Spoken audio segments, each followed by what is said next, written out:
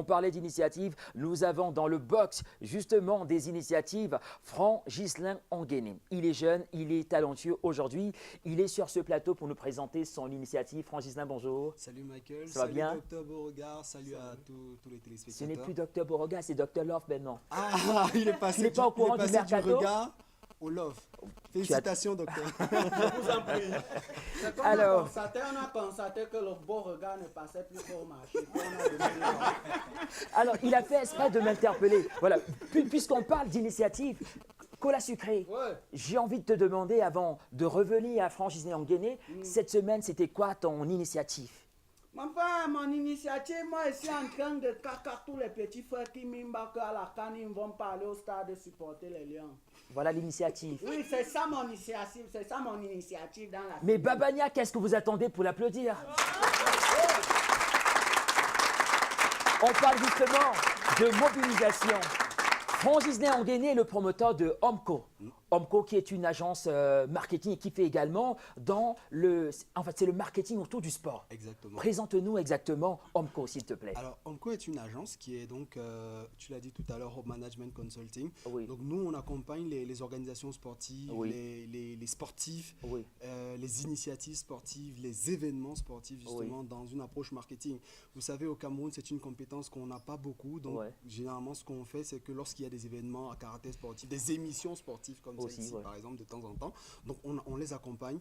Et donc, à travers justement une communication digitale, une communication média, une communication hors média, vraiment calibrée et justement adaptée au contexte africain. Bah, c'est super ça. Alors dis-moi, vu qu'on parle de Omco et puis on parle de management autour du sport, comment est-ce qu'une initiative comme Omco peut être utile pour le projet Cannes 2019 qui se dessine au Cameroun? Alors, il faut dire, tu l'as peut-être pas dit tout à l'heure, Michael, à la base, déjà, je suis consultant à la CAF, donc Ouais. à la Confédération africaine de football. Ah, super, on peut l'applaudir pour ça. Franck Ghislain Anguéné. Donc, voilà. Donc, j'ai eu l'occasion de faire un bon moment là-bas, Oui. du côté du Caire en Égypte. Et donc, on a eu à travailler sur pas mal d'initiatives justement qui visaient à préparer l'organisation de la CAN au Cameroun. On avait déjà organisé la CAN au Gabon Oui. en 2017. Donc, il était question justement de préparer cette CAN-là. J'ai subi une batterie de formations justement qui permettrait de revenir au Cameroun et de partager justement cette formation-là avec les jeunes Camerounais. Et comment est-ce que ça peut se faire? Déjà par la formation des volontaires. Il faut dire que pour l'organisation d'une CAN comme celle qu'on va accueillir, il faut au moins 25 000 volontaires Tout à à fait. travers le Cameroun. Et justement, c'est l'occasion pour moi d'interpeller déjà les jeunes Ouais. qui nous regardent à travers cette émission, de vous dire mobilisez-vous dès maintenant pour que l'événement soit un succès. Et ces jeunes doivent être formés. Oui. C'est-à-dire, ils doivent être ce qu'on appelle aujourd'hui les pairs éducateurs. Donc, on va former ces jeunes pour qu'ils Ouais. aillent former la Baye Amsalam, former le taximan, former pour expliquer justement qu'est-ce que le Cameroun va gagner et qu'est-ce que lui, le taximan, il va gagner, par exemple, en organisant la CAN. Donc, ça, c'est la première initiative. La deuxième initiative, ça, c'est la première approche. La deuxième approche, elle est plus technique, c'est-à-dire qu'on va accompagner le COCAN, le comité d'organisation, à travers des événements, des after-work, des Ouais. workshops et également des petites formations justement sur ce que représente aujourd'hui le sport business et le marketing du sport. Voilà, c'est assez, comment dire ça, il y a tellement de choses à dire à propos et on aura l'occasion de te revoir sur ce plateau pour en parler. Et d'ailleurs, il faut savoir que tu pourras également compter sur Cola Sucré pour cet engagement, pour la mobilisation qu'il faut susciter afin que les jeunes s'intéressent à cette compétition. Non, je te fais confiance pour ça. Non, c'est ça même que je voulais te dire que grand. Ça, c'est le job que tu peux mettre chaud.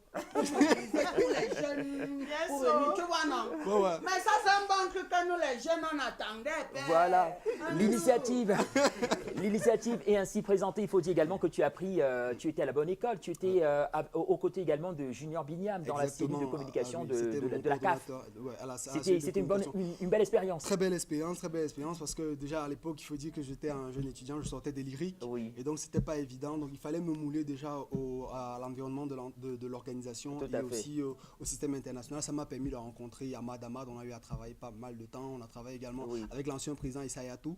Et aujourd'hui, je suis au Cameroun. Et je me souviens également, sans te couper, je me souviens également que lorsque il y a eu des supputations comme quoi le Cameroun n'était pas prêt pour accueillir la CAN, tu as fait une sortie brillante sur les réseaux sociaux afin de convaincre, afin de dire que non.